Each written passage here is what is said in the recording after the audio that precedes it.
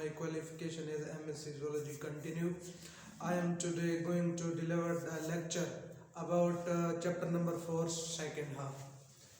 Student, आज हम पढ़ रहे हैं सेंट्रियोल के बारे में, वैक्यूल के बारे में, प्रोक्रियाटिक और यूक्रियाटिक जो हमारे पास सेल्स होते हैं उनमें जो फर्क होता है, diffusion, passive diffusion, osmosis, active transport, endocytosis और एक्सोसाइटोसिस। सेंट्रियोल क्या होता है बेटा? सेंट्रियोल सेल्स के अंदर जो होता है धागा नुमा साख्तें होती हैं जो सेल के मुखालिफ कुत्तों पर जो है ना ये मौजूद होती हैं।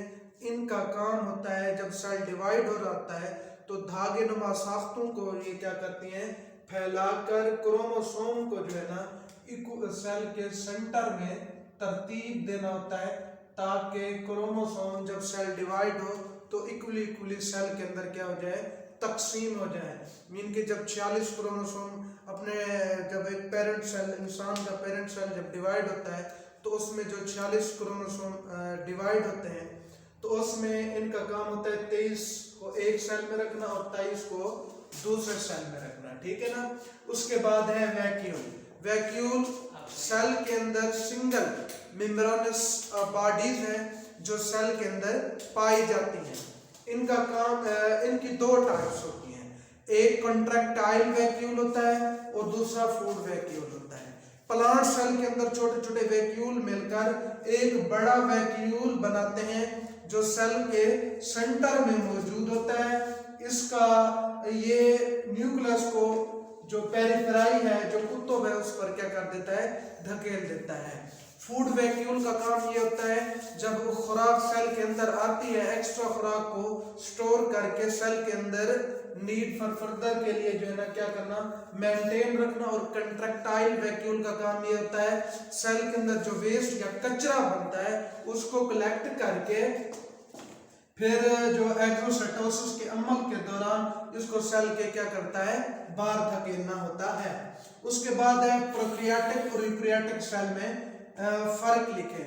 प्रोक्रियाटिक सेल बैक्टीरिया के अंदर होता है और यूक्रियाटिक जो होता है ये हमारे पास फंजाई हो गई, ये हमारे पास किंगडम फंजाई हो गई, किंगडम प्लांटी हो गई, एनिमिलिया हो गया। इसके अंदर यूक्रियाटिक जो होता है सेल मौजूद होते हैं। प्रोक्रियाटिक सेल और यूक्रियाटिक सेल में बेसिक डिफरेंस क्या है?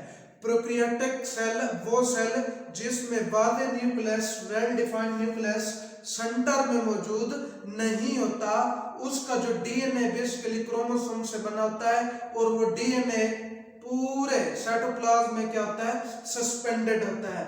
जबकि हमारे पास जो यूक्रियाटिक सेल है इसमें जो न्यूक्लियस होता है, अगर हम एनिमल की बात करें तो ये सेंटर में मौजूद होता है। इसके अंदर क्या होते हैं, क्रोमोसोम जो कि डीएनए और किससे बने होते हैं, प्रोटीन से बने होते हैं, ठीक है ना। एक फर्क तो ये हो गया। दूसरा साइज, यानी जो प्रोक्रियाटिक सेल होता है साइज में थोड़ा सा स्मॉल होता है और जो यूक्रियाटिक सेल है वो 10 गुना साइज में क्या होता है, बड़ा होता है। अगर हम बात करें ये यूक्रियाटिक सेल है तो इसकी निस्बत जो प्रोक्रियाटिक सेल होगा वो इतना होगा, यानी यूक्रियाटिक सेल 10 गुना बड़ा होता है, प्रोक्रियाटिक सेल 10 गुना छोटा होता है।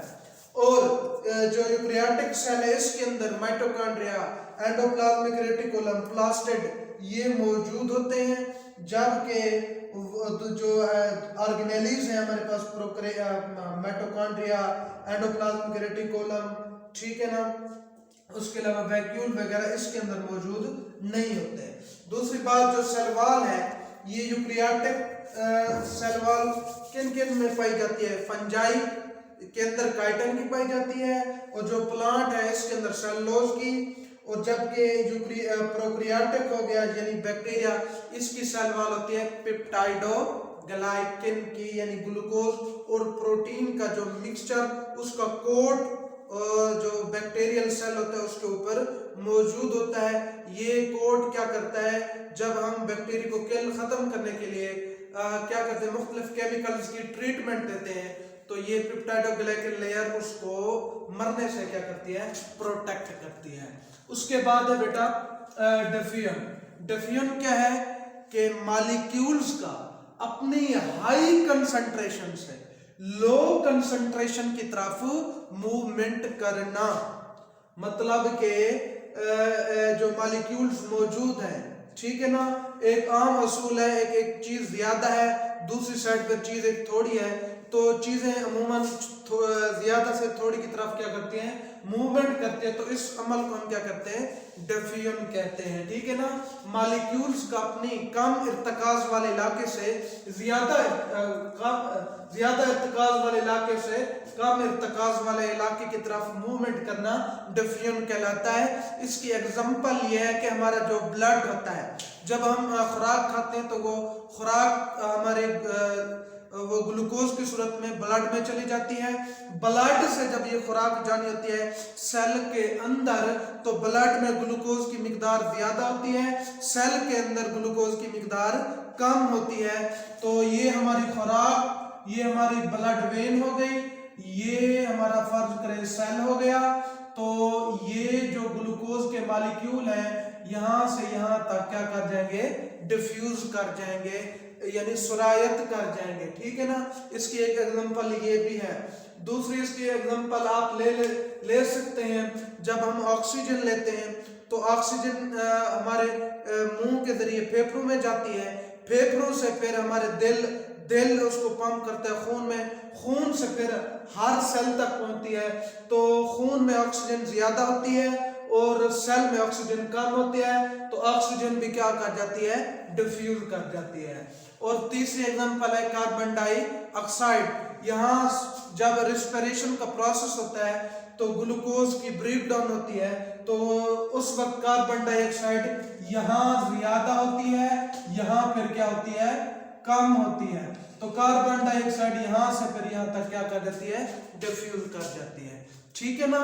उसके बाद है फैसिलिटेटेड डिफ्यूजन या पैसिव डिफ्यूजन भी कहते हैं। क्या होती है पैसिव डिफ्यूजन? पैसिव डिफ्यूजन का मतलब है मॉलिक्यूल्स का अपने ज्यादा इर्तिकाज वाले इलाके से कम इर्तिकाज वाले इलाके की तरफ एक प्रोटीन चैनल के जरिए मूवमेंट करना क्या कहलाता है, फैसिलिटेटेड डिफ्यूजन या पैसिव डिफ्यूजन कहलाता है। क्यों? क्योंकि इसके अंदर एक प्रोटीन होती है, प्रोटीन मॉलिक्यूल्स को गुजरने के लिए ये क्या करती है, रास्ता देती है। तो मॉलिक्यूल इजी से, आसानी से अपने ज्यादा कंसंट्रेशन से लो कंसंट्रेशन की तरफ चले जाते हैं। तो फैसिलिटेटेड या पैसिव डिफ्यूजन इस वजह से कहा है क्योंकि जो प्रोटीन ये है इस सेल के अंदर मॉलिक्यूल्स को आने के लिए क्या देती है, सपोर्ट, रास्ता, चैनल प्रोवाइड करती है। उसके बाद है ऑस्मोसिस। ऑस्मोसिस का मतलब पानी का अपने ज्यादा इर्तिकाज वाले इलाके से कम इर्तिकाज वाले इलाके की तरफ क्या करना, हरकत करना, ऑस्मोसिस कहलाता है। ऑस्मोसिस को हम टॉनिसिटी के हवाले से बयान करते हैं। टॉनिसिटी क्या है कि एक सॉल्यूशन के अंदर जो सॉल्यूट की कंसंट्रेशन है, एक सॉल्यूशन के अंदर सॉल्यूट की कंसंट्रेशन कितनी है उसको हम बोलते हैं टॉनिसिटी। इसकी तीन टाइप्स हैं। एक है हाइपरटॉनिक सॉल्यूशन होता है, एक हाइपोटॉनिक सॉल्यूशन होता है, दूसरा होता है आइसोटॉनिक। हाइपरटॉनिक सॉल्यूशन में क्या होता है बेटा, हाइपरटॉनिक सॉल्यूशन में ये होता है कि सेल के अंदर सॉल्यूट ज्यादा होते हैं और सेल से बाहर सॉल्वेंट ज्यादा होता है। तो सॉल्वेंट सॉल्यूट को डिसॉल्व करने के लिए अंदर की तरफ मूवमेंट करते हैं, तो वो जब उसको डिसॉल्व करने के लिए सॉल्यूट को बाहर से सॉल्वेंट जाएगा तो सेल फूल जाएगा, टर्जिड हो जाएगा। उसके बाद है हाइपोटॉनिक। हाइपोटॉनिक के अंदर क्या होता है बेटा, सॉल्यूट की जो कंसंट्रेशन है वो सेल में कम होती है, बाहर ज्यादा होती है। तो पानी सेल से निकलकर बाहर के सॉल्यूट को सैचुरेटेड करने के लिए मूवमेंट करता है, तो सेल क्या हो जाता है, श्रिंक हो जाता है, सिकुड़ जाता है। उसके बाद है आइसोटॉनिक। इसके अंदर क्या होता है, सॉल्यूट सेल के अंदर भी और सेल के बाहर भी क्या होता है, बराबर होता है। ये सेल इसके बाहर भी इसके अंदर भी क्या होता है, बराबर होता है। जितना पानी बाहर जाता है उतना ही अंदर आता है, क्योंकि सॉल्यूट की कंसंट्रेशन इक्वल है इनसाइड एंड आउटसाइड। उसके बाद है बेटा फिल्ट्रेशन। फिल्ट्रेशन क्या है कि एक हाइड्रोस्टैटिक प्रेशर के जरिए जो सॉल्यूट्स हो या खुराक हो उसको सेल्स के अंदर क्या करना, पंप करना, क्या है, फिल्ट्रेशन है। यानी कि एक वो अमल जिसमें हाइड्रोस्टैटिक प्रेशर के जरिए सॉल्यूट्स, आयंस और खुराक को एक जगह से दूसरी जगह क्या किया जाता है, हरकत दी जाती है, उसको कहते हैं फिल्ट्रेशन। जैसे हमारे ब्लड के अंदर जो खुराक होती है, आयंस होते हैं, साल्ट्स होते हैं, जब हमारा दिल पंप करता है तो एक प्रेशर बनाता है। वो प्रेशर क्या करता है, वो खुराक और साल्ट्स को सेल्स के अंदर क्या कर देता है, डिफ्यूज करने में क्या देता है, मदद देता है। उसके पास है एक्टिव ट्रांसपोर्ट। एक्टिव ट्रांसपोर्ट जो हमारे पास डिफ्यूजन है इसके उलट है। एक्टिव ट्रांसपोर्ट में ये होता है कि जो बड़े साइज के मॉलिक्यूल्स होते हैं या आयंस होते हैं वो सेल के अंदर इंटर नहीं हो सकते।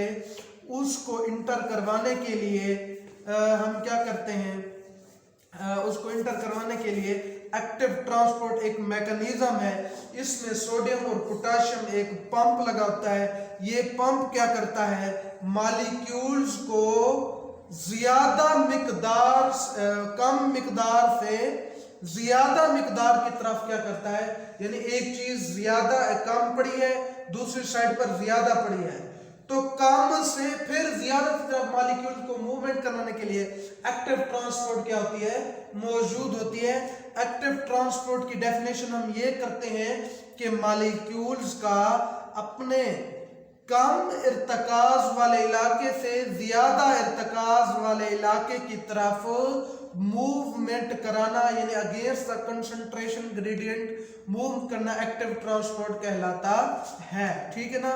फर्ज कर लें ये हमारे पास मॉलिक्यूल ज्यादा पड़े हैं इस साइड पर और यहाँ कम पड़े हैं, तो मॉलिक्यूल्स को यहाँ से यहाँ जाना चाहिए था, लेकिन नहीं, मॉलिक्यूल्स कम से ज्यादा की तरफ जाते हैं, लेकिन इसको जाने के लिए हम एनर्जी प्रोवाइड करते हैं। वो एनर्जी प्रोवाइड करता है सोडियम पोटेशियम पंप। उसके बाद है एंडोसाइटोसिस। एंडोसाइटोसिस का मतलब मॉलिक्यूल्स का सेल से बाहर सेल की तरफ अंदर जाना एंडोसाइटोसिस कहलाता है। इसकी दो अक़साम है। सेल के अंदर दो तरह के मॉलिक्यूल्स अंदर जाते हैं, या तो ठोस जाते हैं या फिर माय वाले जाते हैं। अगर ठोस वाले जाते हैं तो उसको हम फेगोसाइटोसिस कहेंगे। अगर पानी वाले या माय वाले मॉलिक्यूल जाएंगे तो हम कहते हैं ये पाइनोसाइटोसिस है।